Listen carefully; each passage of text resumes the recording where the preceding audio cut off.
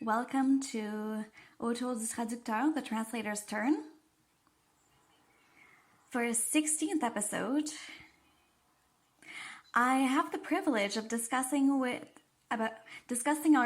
artificial intelligence with Marc-Antoine Rondeau, who is a scientist, researcher at the Mila Center, Mila, Québec. He will tell us a bit more about the topic. I'll ask him the question a bit later on this topic. The goal of this episode today is first and foremost, before anything, Marc-Antoine, I'd like to introduce you to our translator colleagues. I'm a researcher in applied research at Mila, which is an AI institute in Quebec, founded a few years ago. I worked at Microsoft before, ostensibly in the same role. And beforehand, I did my doctorate at McGill and my master's at ETS in engineering. At ETS, I worked in knowledge of speech, pre-deep learning. And at McGill, my doctorate was focused on language comprehension with deep learning that was starting up back in the day. And I focused on the topic of deep learning. Did you do internships in the matter that completed your educational journey? Yes, during my doctorate, I did a few internships with the Dragon software, which is a vocal recognition software. I worked on language comprehension for the software. Yes, I see. So you're currently with Mila, Quebec. Mila is a nonprofit organization. We have two major components. One is we work with academics in the academic community. So it's not the case today. We're Friday, it's summertime, but normally there are a few thousands of students in our premises who are conducting research in artificial intelligence in several fields, including speech treatment, language processing. We also have employees working for us. This department has a lot of facets. Our role here is to help companies in Quebec and Canada to deploy AI models in their operations. They need this service, and we bring them some complementary expertise to help them in their field. There are also some companies that are striving to develop things with Mila. And AI tools are something that need regulation. Also, we work on human aspects of it. I'll take, for example, large language models. They are trained with data that were taken without necessarily checking copyrights, which can be an issue, and it's a legal issue being worked on currently. One of the big challenges in those large language models is that they were trained based on the internet. On internet, I see things that I don't want to see in my language model. For ethical reasons, is this? For ethical reasons, yes. We don't want large language models to be defamatory or offensive. But we find offensive content everywhere on the internet, so we need to prevent the model from reproducing this content.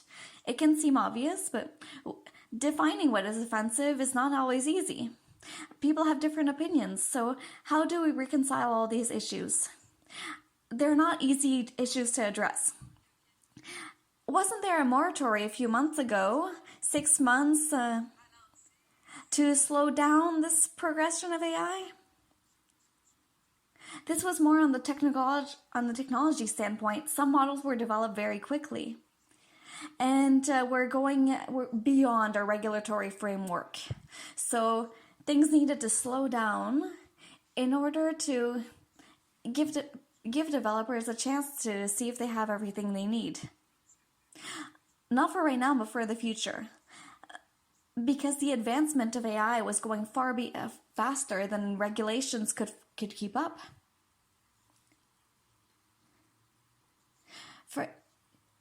For example, with conversational agents, there is a company that tried to make promises, and and the agent decided the client would receive something, and you're responsible for what the agent tells you. And before, there was legal gap to deal with this issue. But sometimes the conversational agent can just give you any advice, and this can be problematic. Interesting.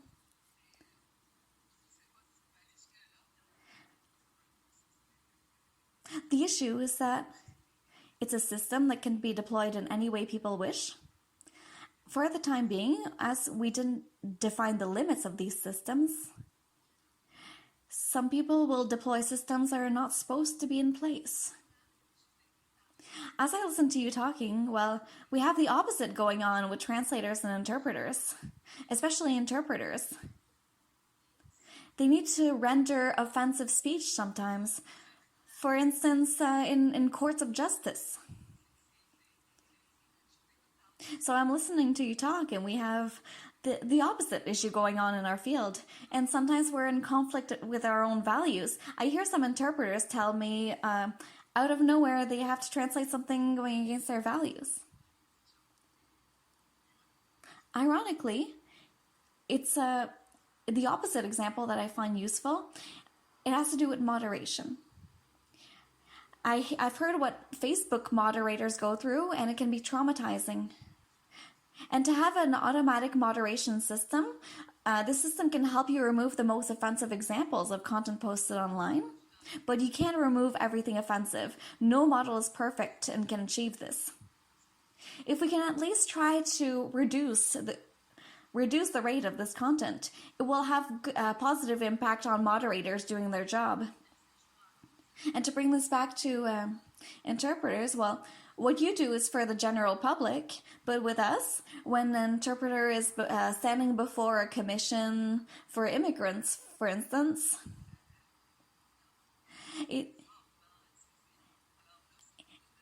and these proceedings are not the same at all. We have some models that generate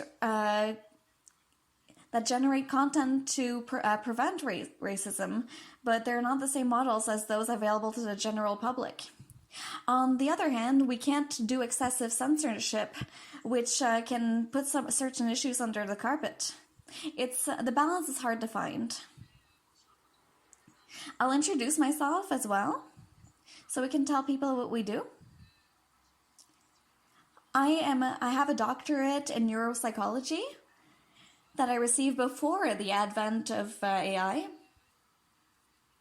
I finished my thesis in 1995. It's been quite long ago. I've worked with, for those who listened to my last podcast with Mike Dillinger on knowledge graphs, I worked with what we call text bases that we call today. This concept is part of knowledge graphs. As Mike Dillinger would say, who also did his doctorate at the same time as I did, he used propositional analysis. And he focused his career on, well, he left for Brazil and then came back. So both me and him have worked in the same kind of environment, and he told me that what we've worked on in the 90s was set aside, and we're now bringing back up these topics because they can help clarify certain issues. What I've done is I've worked on a model to give more precision, and me and Marc-Antoine realized that we worked with the same kinds of concepts, but without discussing amongst each other. I work with semantic models uniquely. So I would not take into account grammar, syntax, spelling, etc. I would only take concepts. And I tried to see in sentences if these words had the same hierarchy in the source and target language.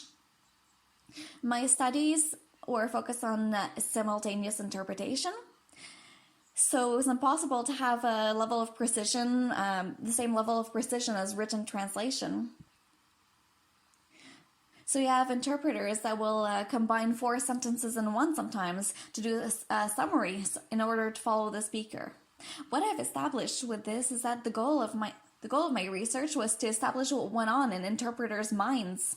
Which hemisphere of their brain was engaged? Were the two hemispheres contributing during the interpretative process? Or was one hemisphere working harder than the other? For example, the language hemisphere, often the left in many people. Or was it the right hemisphere, the one of creativity? And we've come to the conclusion that we had zero results with this hypothesis, up until the day that my thesis director told me, well, there must be a dynamic going on. And we noticed that at first it was the left hemisphere working, and after some time, the interpreter starts using their right hemisphere. So it's a dynamic process. It's psychological and neurological cognition that I've worked on. I didn't know that that's what I was doing at the time. So I see many issues with the fact that we work in environments such as Trados, MemoQ, and other similar environments, including Phrase, to name the biggest ones. These pieces of software have never relied on this knowledge to produce their models, their applications. And this leads us translators to, when we're tired, they force us to do a corrective and QA process where we're already in our creative hemisphere and we're not in the logic one anymore. So that causes errors to emerge. I've heard this at a roundtable on Trados, and I brought up the issue, though it was not well received as much as I would like. What we'll do today is we'll try to answer a question on, and this question is, why does the translation world and the research world, the AI research world, why do those two sectors, why are those sectors not in contact with each other, and it would be beneficial for them to interact more? It could be beneficial. I'd like to differentiate things on the practical level. Computer-assisted translation software is not AI. It's a human-machine interface.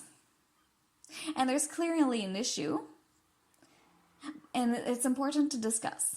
Another point, which touches on AI research, is that we have needs in terms of language. We need to process language, and there are difficulties that translators experience. These difficulties can help us understand some issues with language processing in AI, with data and so on.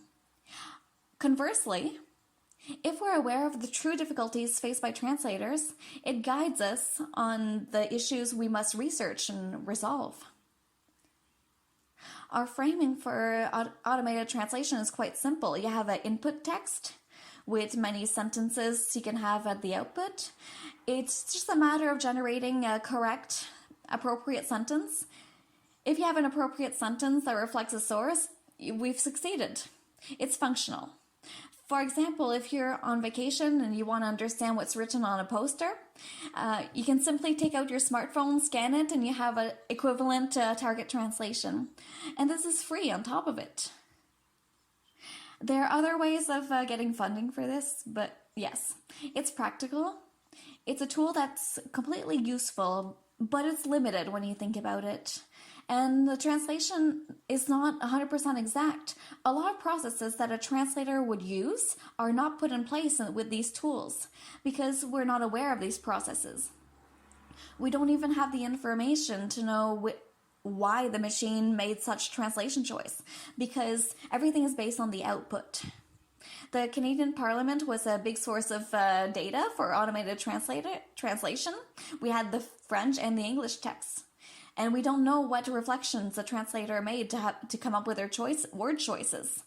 And when we can't model these processes, the best we can do is take a big pile of language and put it in the system to create a model.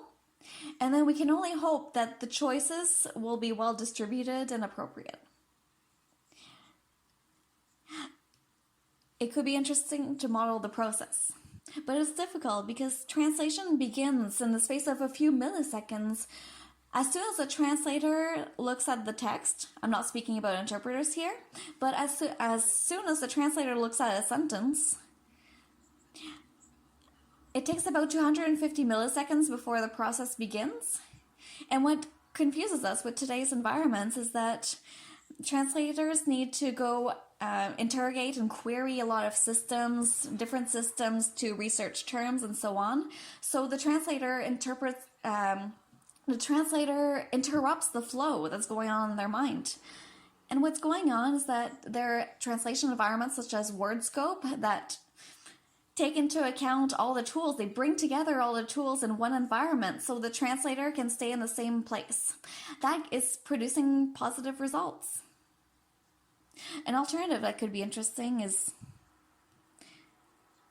you mentioned terms that can be identified, keywords that seem complicated in the text, and you can identify those in the text. So that way you can identify those and have them researched automatically. It's something that is not easy, but it would be doable to identify these terms in the linguistics field. It would be a relevant step to take. There's another aspect I'd like to go over, which is difficult to model, but it's currently in development. We have studies in cognition and translation, which is called translation studies.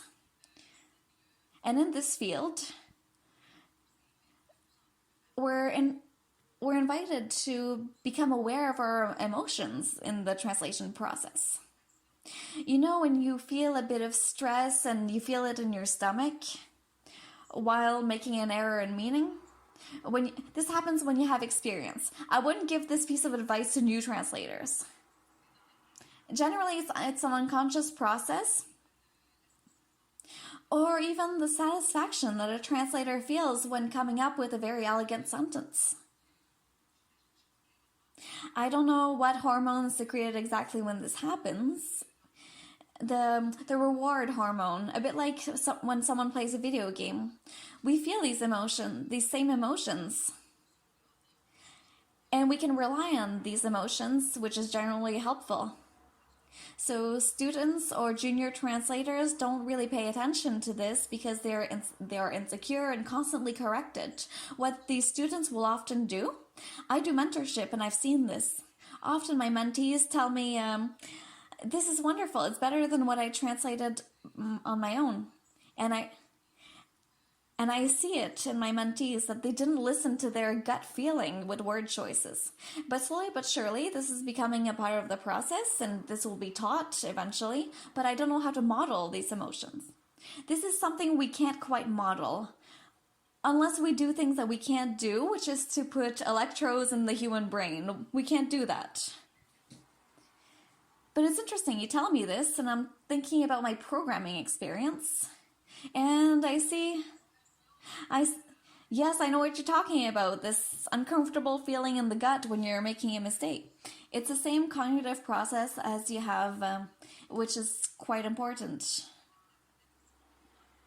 And you also have the possibility of taking a step back when the client criticizes you, like it would happen in any other job or trade. And translators, when they know they're right, they can't exactly let it get them down because the client's not always right. But criticism can slow us down, affect our confidence. I see the difference with me, who has more experience, and my colleagues who have less experience in my field. Sometimes I'm not afraid to contradict the client, while my less experienced colleagues will take a step back when they shouldn't. Yes, it comes with experience, and it's something, unfortunately, that AI can't help us with. The best we could do is to have a system going through the text, and that tells the translator, yes, you've done a good job. A form of positive reinforcement, no? It's more of an external assessment that I mean. But this kind of evaluation could also not succeed. It could also turn down a well-translated text. The system is not perfect. But it's an interesting point. You can have a system, an automated system, to validate the quality of translation as you go. This could help reassure the translator as they work. But these are are issues to raise with people who create the translation software. Ironically, there are not those doing research in translation studies. I spoke with computer programmers, and they avoid the topic. And when there's an issue, well, the issue is thrown out there, and they hope to receive a screenshot to better see what's going on and what is the error message. Programmers and IT specialists often work this way. We're often in contact with those professionals. Yes, software engineers, and an issue for companies developing software is that there are people implementing the software to test for errors and so on. Others are doing research on how to develop translation models, how to improve these models and assess them. These professionals are not the ones making the software, developing it, and many of the challenges you're naming come from the software itself. These are not issues coming from the automated translation system. They're issues in computer-assisted translation programs. And that's human-machine interaction, which is not my field of study. It's a complicated field, and we go through this every day. So we'll go back to your field of expertise. To get back to the topic of why IT specialists and translators are not in contact is because students graduating are not very well paid. Companies don't have the budget to hire external staff, such as translators. There are many issues in the academic sphere, and academia sometimes doesn't have the resources. An example, not in translation, but in linguistics, very long ago, language models were based on closed vocabulary. So we had about 50,000 words, and it stopped there. After going beyond this word limit, the system would not work. And there was interest shown towards open language models to compose smaller units of text. And why were we limited this way? We lacked resources. The true solution is to have a linguist come in and say, you're going to add such word. Private companies, such as Dragon, they would do this They were linguists working there to address specific issues in their system, such as vocabulary. If I remember, Dragon has a version for doctors and a version for legal professionals.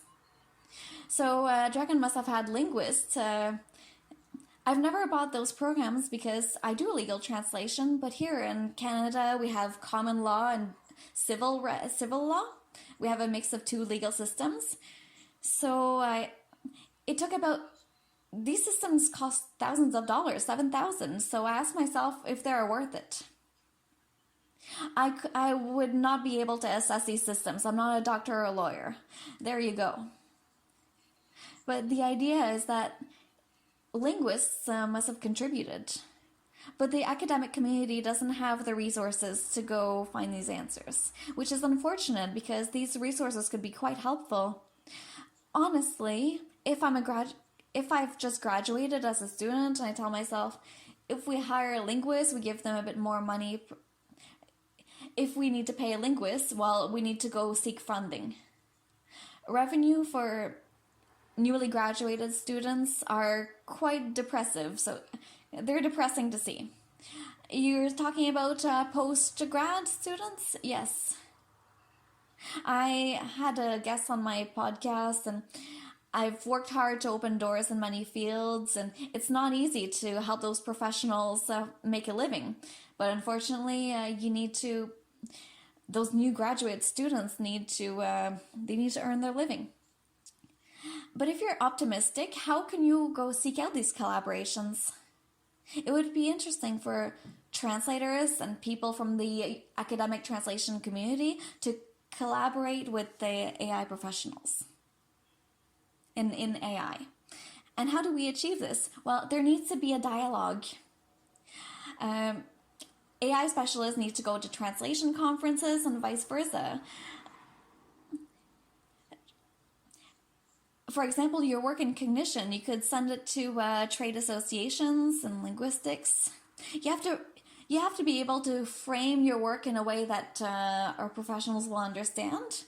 But seeing how humans process language is something important to help us better process language in the IT field. A computer is not a brain. Let's set this straight. The computer is never tired, which is convenient, but the human being can become tired. However, the human being has knowledge that the machine does not. I've seen articles on text comprehension where, at times, audition was involved, the hearing process was involved, but for text processing, it's a global process. We can't replicate these human processes with an automatic system. But there are some indicators. If I see that such issue is posing a problem for humans, the machine will see, okay, maybe this is difficult. A word that will surprise a human, a new word, will perhaps surprise the machine. It's a kind of emotional or affective weighting here? Not quite, but there are links to be made that can better inform us. And when we have this information, we can create better models.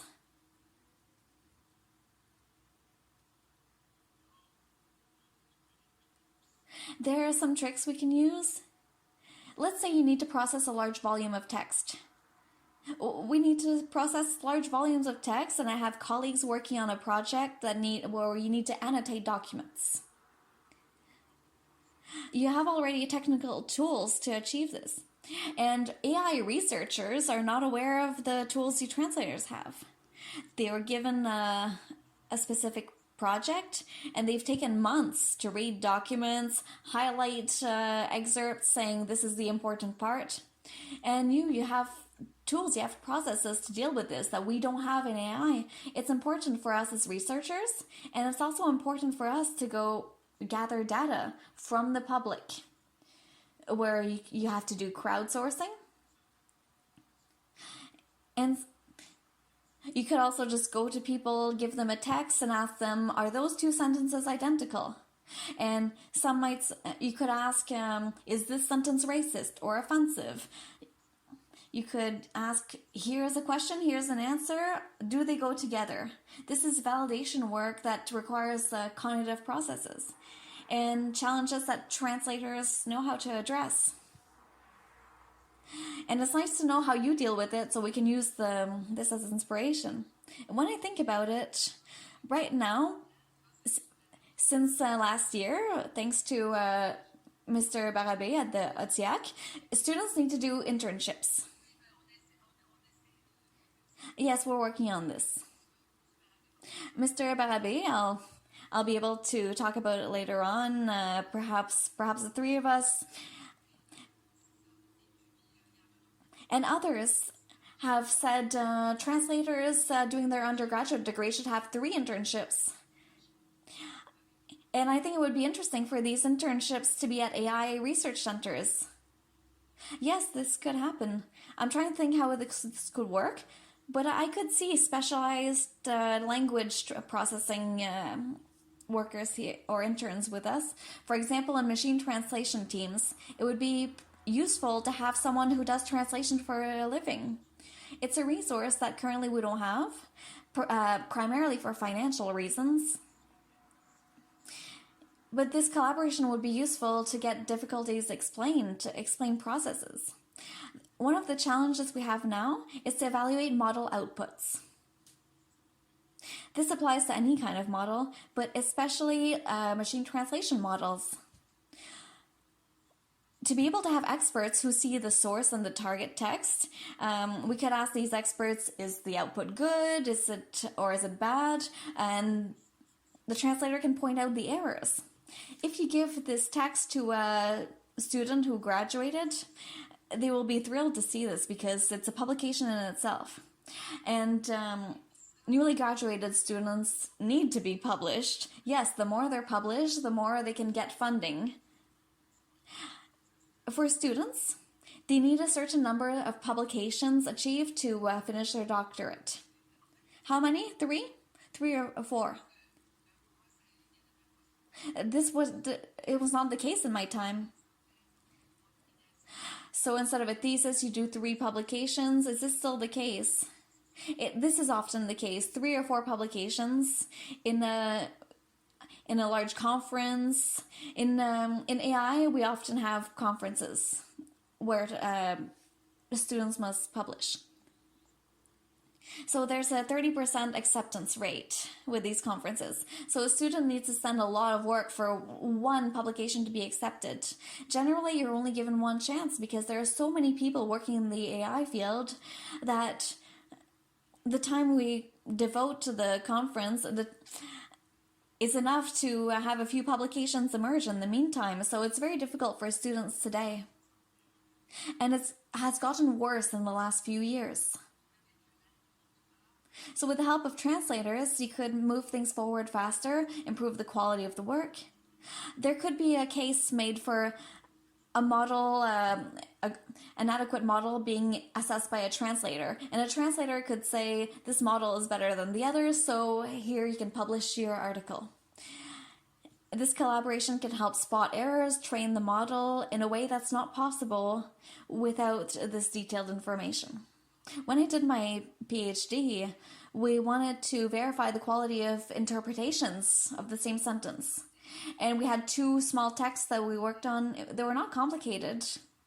And these were semantic clauses. We had 2 identical semantic clauses without an error because we needed to assess what was well done, what was appropriate. And then we assessed errors. We didn't label errors specifically, but we had errors, omissions, and then we tried to spot additions because interpreters can tend to do this. When interpreters get tired, they didn't use the right hemisphere of their brain, so they have less tendency to interpret correctly, so they add information, and that's a type of mistake. With these 4 categories of errors in meaning, omissions, additions, it's not a matter of assessing the text. I see many articles about translation, machine translation using French and English, and I'm able to see where the model went wrong.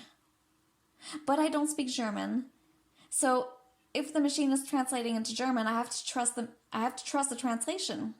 But things need to be done automatically, ideally. Because we have so much text we're working with, it's not feasible for a human to assess every sentence. I have an algorithm for this, so we can talk about it later. But if an algorithm works quite well in general, I would have a lot of people be surprised if this algorithm works, because we haven't found it yet. So I've been called to intervene because of the differences between French and English. I had to bring explanations forth to explain why such sentence was correct and another was not. And French and English don't follow the same logic. In fact, French is more logical while English is descriptive. So both languages don't have the same sentence structure. This is why I've let go of the whole syntax aspect, because English syntax is very different from that of French. And I talked about sentence structure for automated language processing. When you talk about structure, you want to make abstraction of syntax. You want to have the semantic elements shown. What does the sentence mean? There are various models to understand this.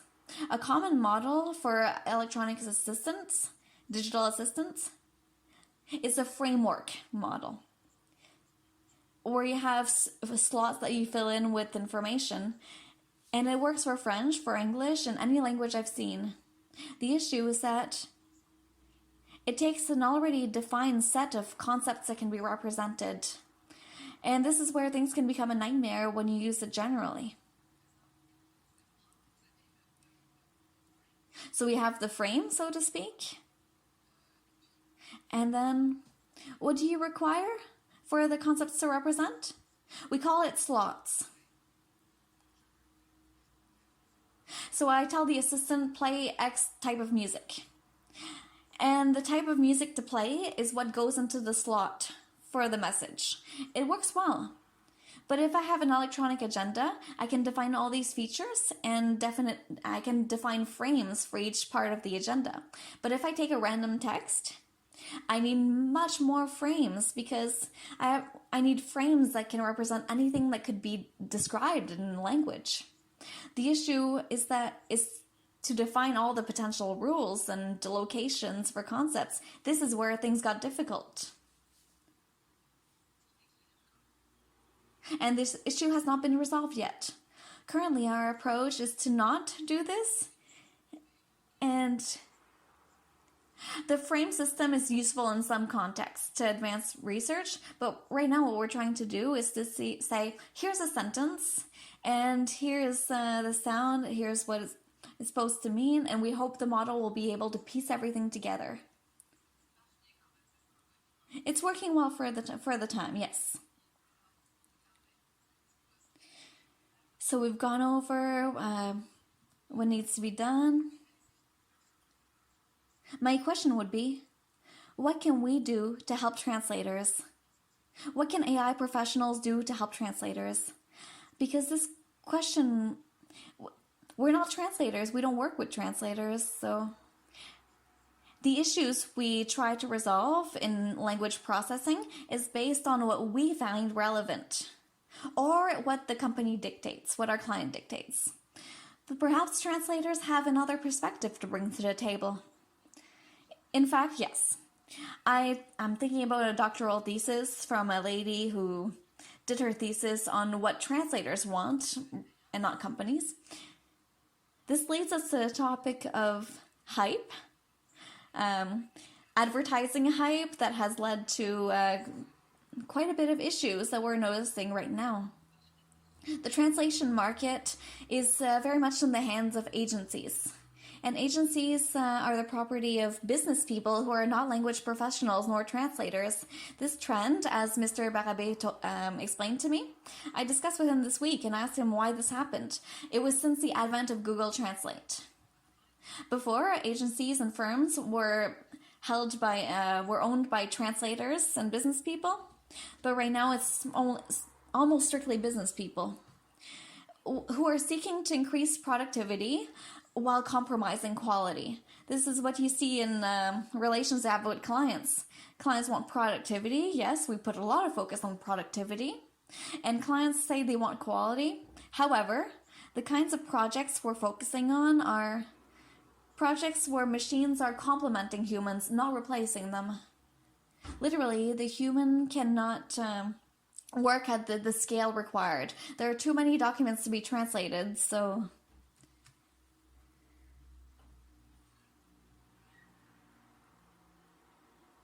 pardon the interruption, the audio has frozen. Other companies are not working in this way. Some companies will try to replace the human in terms of quality. I've been to Sweden, and I've worked. I went to Sweden, and I had no issues communicating with anyone. They spoke English. However, I don't speak Swedish, and I was not able to understand many articles there. So I used Google Translate for some very basic text, such as cleaning product labels, when I was there. This is the kind of situation where machine translation can be useful. It helps us achieve more. But with Google Translate, without Google Translate, I would have needed to ask anyone, am I understanding this label correctly? I would have not asked a translator. But if you want to translate a book, Google Translate won't do a good job. I can tell you, I see it.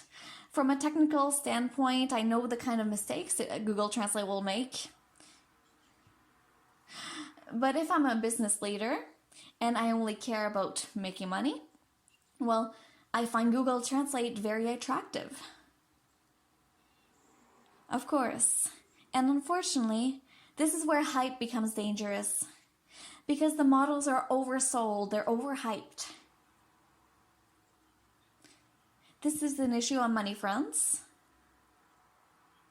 It will lead to some poor quality products. And some people are today who are irreplaceable will be replaced in their jobs. So this and poor machine translations will also affect the consumer. So the consumer doesn't win. And as a researcher in AI, I see this as dangerous for us because we're receiving a lot of funding right now, which is great. This is how me and my colleagues get to have our jobs. But if these models fail systematically, our funding will be cut. And clearly, technology has its limitations. I'm 100% aware of this, and I agree. Technology has its limits. But machine translation technology is powerful. Google Translate might not translate books, but it's very practical when traveling. There are many useful things we can do with it, and this field deserves investments. But sadly, if there's overhype and overselling, well, funding gets cut, which is worrisome for me.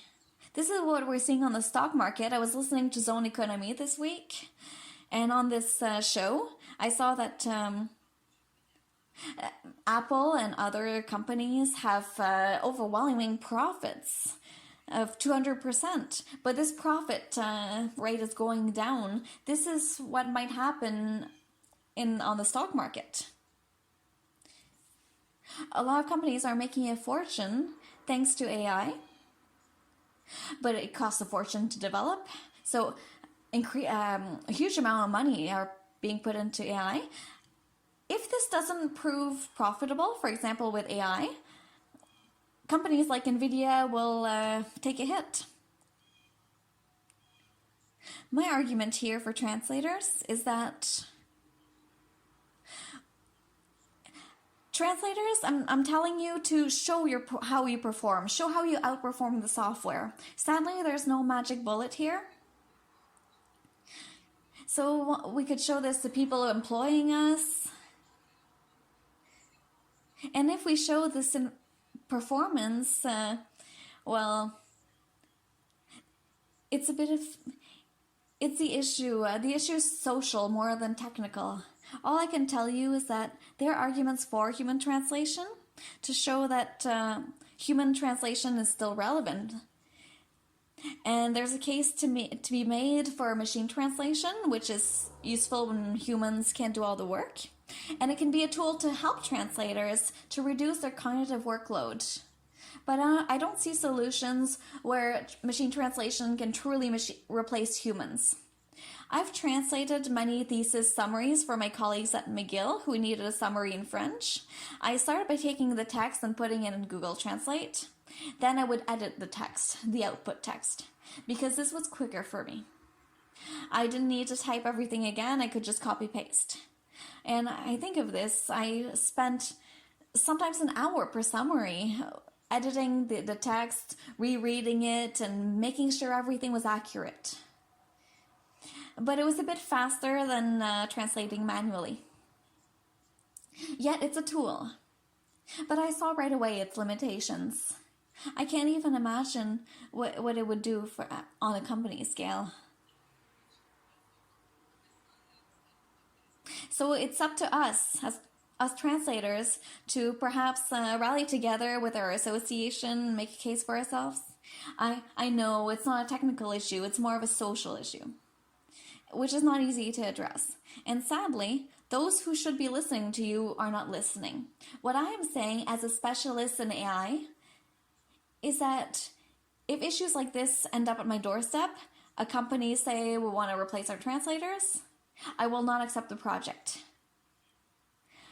I will let go of this project to instead accept something more useful, and I will instead help human translators.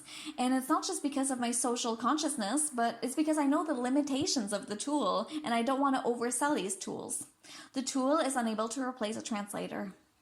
In the ideal world, AI could perhaps replace every possible work and job, including my work as an AI researcher. And this is a form of, it would be fiction. We're not there. We have a long way to go. This answers my question, on how translators could contribute their expertise for the development of computer-assisted translation tools or even large language models. They could, for example, spot the quality or lack of quality in the text output. We have a lot of issues on that level. It's difficult for us to assess these models. Our automated techniques would work very well a few years ago because the models were so poor that the measures we would use to assess them, we had a reference framework. So we had the text produced by the model, and we just checked if the same words were present. It's a bit more complex than that, of course, but that's a summary. The text says this. Do I have the same word in the output? It's quite appreciated. It worked very well at the start because the models were poor. Yet today, models can beat these metrics today. The models have exceeded our measures. So the question is, was the text produced, is the text produced not only similar, but also identical in meaning to the source? And there's some strange issues going on. Even translators can help us with this. Hallucinations? Yes, hallucinations, but certain types, specifically. For example, the CN Towers in Toronto. People know this.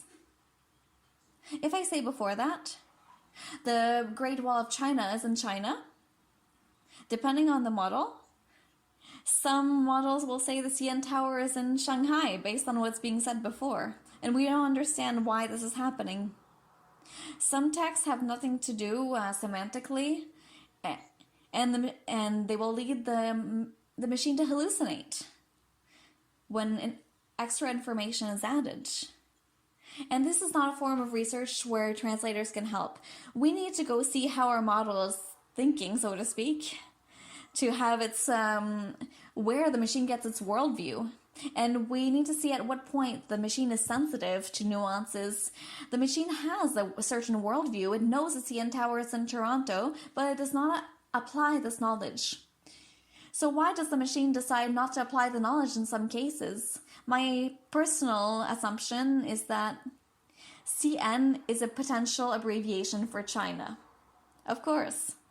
So the model could be influenced by this and think it's in a Chinese context, instead of making the difference with Toronto. So we have weighting of different meaning elements based on context. The context is lacking for the machine. We need to know how the model interacts with context. And this is an issue for us to solve because the problem is on our side. Yes, when we do post-editing, it's an issue that is frustrating for translators because of all the abbreviations we work with. The post-editing model starts with an abbreviation, and 2 paragraphs later, it misunderstands the abbreviation. This is why some people are completely abandoning post-editing. Instead, they translate from scratch, because post-editing takes too much time to fix up. The idea behind post-editing is to simplify the work, which is not happening. And that means translators have to start from scratch instead. Yet agencies are reducing our rates, saying we're giving you a machine-translated version, so we're paying you 3 cents less per word based on this. This is not the approach to have. This is why some professionals don't want to do any post-editing. It will be a bit like AI companies. They will have a big drop with post-editing. And for me, with thesis summaries, I simply had to work with a few paragraphs and I made a few changes. And for me, the work was to find the right terms because I was working from French to English. Sometimes the words don't exist in French. This is another aspect where translators could help AI professionals, because we often have to translate research reports where there are already some terms in French, but the researchers in France use certain terms, those in the US use a different vocabulary, and we need to choose a term, and we need to make a decision to deliver to the client. As soon as you're consistent, that's all that matters. And we can bring our contribution with these terminology choices. And even for me, a big part of my language studies were in English. Sometimes I just don't know the French term. I might have seen the French term somewhere, but I forget it because I don't use it.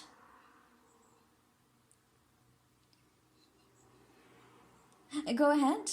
We still have a bit of time. Something that always makes me laugh is the concept of similarity.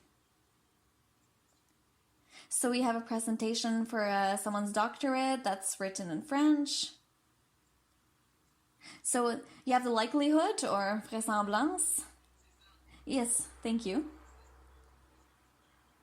I did my studies in statistics very long ago in French. And then all the stats I would work with were in English. So all the stats terminology is in English. So this is a linguistic interference. If you mix the paintbrushes in both languages, it's an embedding issue. We represent words by embedding. It's like bibliothèque and librairie in French. There's an interference between French and English. The words seem similar but are not. These are called false cognates or false friends in translation. This has affected me a lot. No matter the language I speak, there's a chance that I'll use the wrong word. So I've already said I'm going to the bookstore to say I was going to the library because in French you have similar words for these. You made an error in meaning, in other words. It can happen to me sometimes. Even today, because my languages are so close and always in contact. And us translators, we have a blurry boundary between both languages. So there can be mix-ups. It's an issue I can see going on with post-editing. That might be less obvious with current models, but when the model doesn't understand a word, it will simply repeat it in the source language. It's less the case with current models, which are a bit more sensitive. So the model will use the same word in the next sentences. Let's say the machine doesn't know the translation for cat. It will simply use the word cat in English in the French translation, assuming it's a proper noun. Yes, I see. I can tell you that we see less and less of this problem. Today's models don't rely on the same systems, so they don't have the same vulnerability. But with large language models, we put so much data into the model that essentially the model has seen everything. So it doesn't happen often that a word is new to the model, which is practical. Did you know what happened to DeepL Pro that you might have heard of? DeepL Pro is it's a European software that the EU has implemented to serve their needs. It's similar to Google Translate, but European style. No, I haven't heard of it. Also, Amazon has their machine translation engine. I look at the model rather than the company names. In fact, DeepL Pro a few weeks ago, they had a lot of money invested in their system thanks to economic policies. And it's now possible to plug in a lexicon or glossary in this cutting-edge field. Automatically, DeepL will learn this glossary, so the translator will translate a few sentences, and already at the third sentence, DeepL Pro will have learned the terminology and used the right word. But with ChatGPT, things stay on the general level. And it seems like DeepL Pro is using this technology. I know it through WordScope, which has been developed in Belgium, right next door, from the European Commission. And it will follow in the footsteps of, even Amazon will follow in their footsteps. I see many ways of achieving this. It's quite simple to add vocabulary and keywords into a machine. So we might not need to do terminology sheets anymore. So what we needed to do back then is that when we translate 100 pages, well, to not forget about a term, you made a terminology sheet. But with the language models, you can now input the terms, and deep learning can be very useful for this. All these term annotations that you're doing, you can have them done automatically. The machine will find the right word at the right time. You might need to make choices and document them here and there. It's inevitable. And when you've made a choice, well, the system will tell you this element is important, you should use this term. And this means you don't need to pull it up manually. It can be a very powerful feature. As I was saying, it can be a tool that can validate translations to give the translators a boost of confidence. Or the system could tell the translator, that doesn't seem quite right, to point out an error, like grammar correction tools in French. I use those tools to confirm I haven't made an obvious mistakes, but I don't rely on them for absolutely everything. It gives me a form of confidence. I think this is where we're at now. Ever since I've used WordScope, I notice I'm less stressed out because I use this tool. This is where I was going more and more. I'll continue using it. So, to recap on the collaboration between AI professionals and translators, so you recommend that we build our contacts with you in the AI field, with your professionals, and to attend conferences. Do you mean conferences in terms of like a congress or a symposium? We normally call them conferences. There are several of them. We have ANURIPS, which is the big conference for AI. It's a generic event. The Association for Computational Linguistics could be an interesting source for you. They focus on language processing through computers. Would they be open for us to present an article or communication about translators? Of course, you would need to make a connection with machine language processing in your article, but you could present a paper or a demo, and even if you're not presenting at the conference, you can attend the event per se. So it's not closed to the industry. Even as translators, we're welcome to join in. They will ask you to pay, of course, which is normal.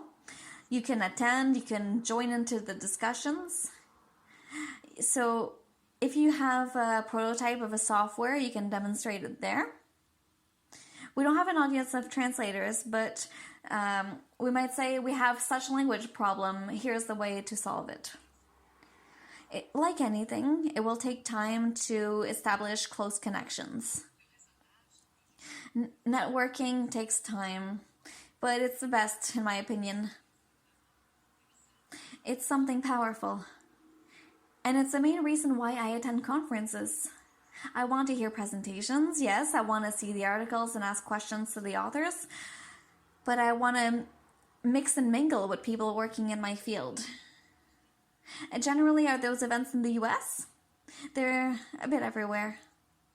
In Europe, the big conferences have a tendency to migrate across regions.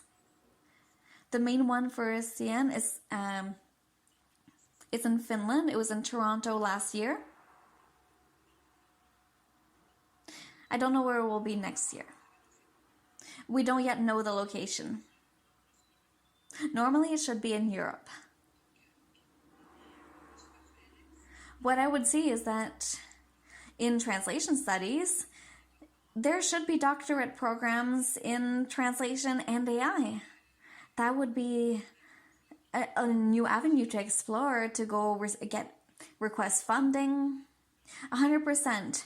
There is a lot of financing offered for artificial intelligence research, so go ask for that funding in order to contribute.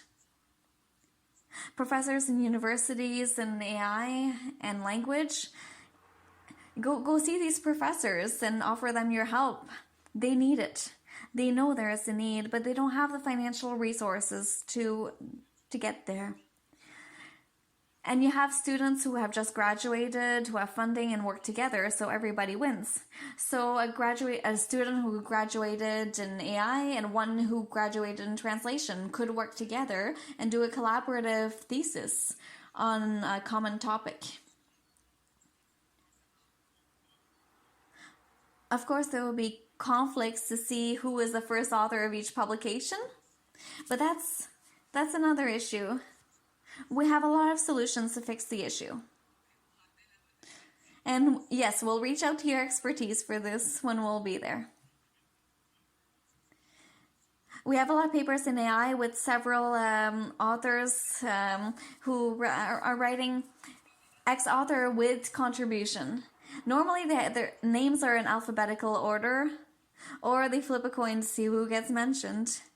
It's a big question for students who need publications. They need to be published. So if both want to be considered a primary author, which seems, it makes a good impression on their resume.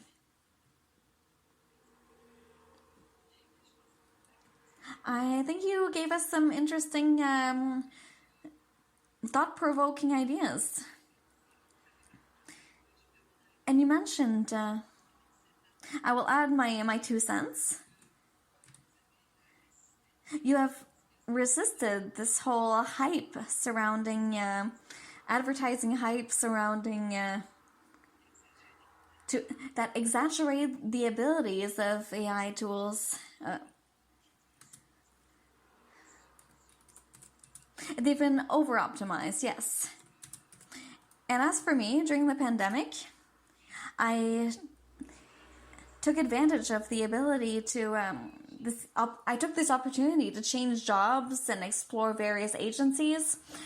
And every agency I worked for, I went up to them and presented my experience, my research, my doctoral research that helped me develop ways of working. I tried using this knowledge to help agencies and firms improve their processes for translators. And every time I was turned down. So I quit every time because it would give me nothing. I was rejected in my ideas, and some translators were put on a pedestal, but we didn't have this whole desire to optimize things. I find this is unfortunate. It's quite a loss because there's incredible stress translators are going through. They're being given tools to use that have not even been validated, which is absurd. Our way of working, we work with industries. So we take their perspective into account. We take their issues into account. I'm an expert in language processing and AI, but I'm not an expert in what people want to do with language processing. My goal is to help these companies, but not saying I know how to do this. No. Sometimes we will contribute and give advice, help clients realize their processes are poor. This happens often, especially because the data is... We talk a lot about cleaning data. The data is not perfect per se, so we show the clients how to assemble their data properly, to structure it. So we don't tell them how to do their job. We give them pointers. And what we see in translation agencies is that there's a big turnover rate, which is a bad sign. And the same happens in the next firm or agency. What happens is that translators are leaving the profession completely. It's happening more than ever that translators are changing fields. So we have those interesting opportunities you're talking about, so we need to hold on tight and move forward. Unfortunately, it's a common issue. Companies should not necessarily push that much for productivity. I've read a few articles published across the years that try to improve the work of translators. And a lot of these articles were translated multiple times, and it talked about the assessment of translators.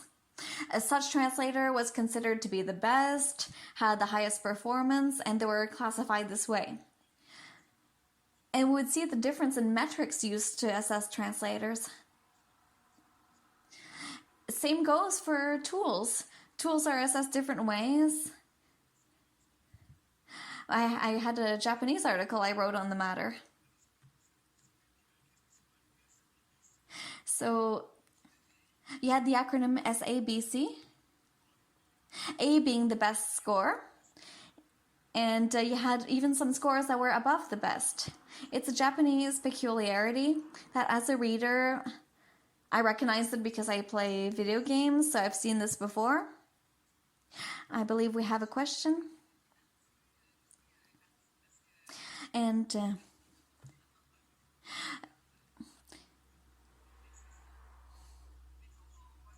we will stop here.